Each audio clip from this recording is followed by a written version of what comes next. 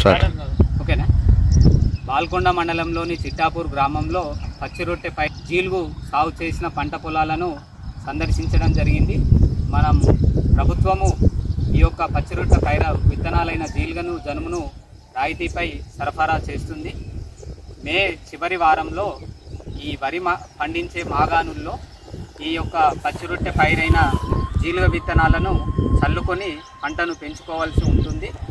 ఈ పచ్చిరొట్టె పైరైన జీలుగ గాలిలోని నత్రజనిని ఈ వేరులో స్థిరీకరించడం ద్వారా భూమిలో భూసారం పెంచుతుంది.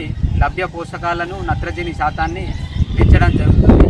తద్వారా మనము వేసే ఈ రసాయనిక ఎరువులను 30% వరకు ఆదా చేసుకోవచ్చు. అలాగే ఒక ఎకరంలో పండించిన పచ్చిరొట్టె పైరు యొక్క తొక్కించడం వల్ల మనకు 40 నుంచి 60 టన్నుల సేంద్రియ పదార్థము భూమికి చేరుతుంది. దీని ద్వారా భూమి యొక్క భూసారం వృద్ధి చెందడం మరియు భూమి గుల్లగా మారి పోషకాల లభ్యత అనేది పెరగడం జరుగుతుంది.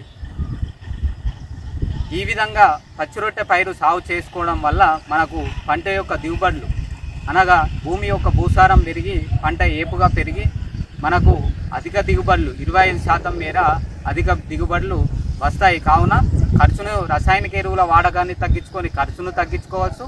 మనకు ఈ యొక్క పంట దిగుబడులు పెంచుకొని ఆదాయం పెంచుకోవచ్చు. కాబట్టి రైతులు ఈ వరి వేసే మాగాణుల్లో మే నెలలో ఈ యొక్క జీలుగా ప్రభుత్వం ఇచ్చే జీలుగా విత్తనాలను వాడుకొని పచ్చిరొట్టె పైరును పెంచుకోవడానికి. అందరికీ హాయ్, నేను మీ నిరుపమ్ని. Please subscribe to KV9 news. Like చేయండి, షేర్ చేయండి, మా మిత్రుల్ని ఆశించండి.